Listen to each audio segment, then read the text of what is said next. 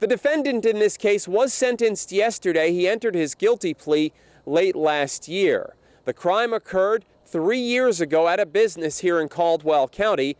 The defendant sold a firearm illegally to an undercover officer. On Thursday, U.S. District Judge Kenneth D. Bell sentenced 57-year-old Edward Clyde Ledford of Lenoir for the illegal sale of a firearm. Ledford is identified in a news release issued by the U.S. Attorney's Office, Western District of North Carolina, as a federal firearms licensee, or FFL, doing business as Whitnall Outdoorsman and Pawn.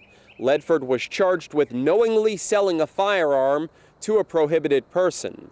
According to information contained in court documents and court proceedings, on April 15th of 2019, an individual who was prohibited from possessing a firearm entered the Whitnall Outdoorsman and Pawn in Lenoir. Court records show that the individual told a store employee he was interested in purchasing a firearm but would not pass a background check due to prior felonies. The store employee advised the prohibited individual to, quote, bring a buddy back to fill out the paperwork.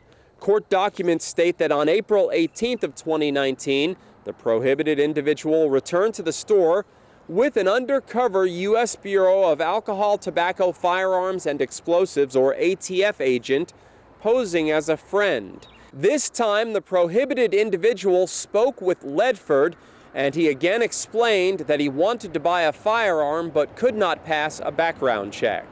The prohibited individual also told Ledford that at the suggestion of a store employee, he had brought someone who could pass the background check and essentially be the straw buyer for the firearm.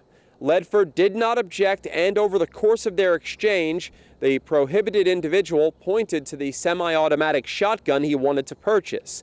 Ledford handed him the firearm, and the prohibited individual paid Ledford in cash.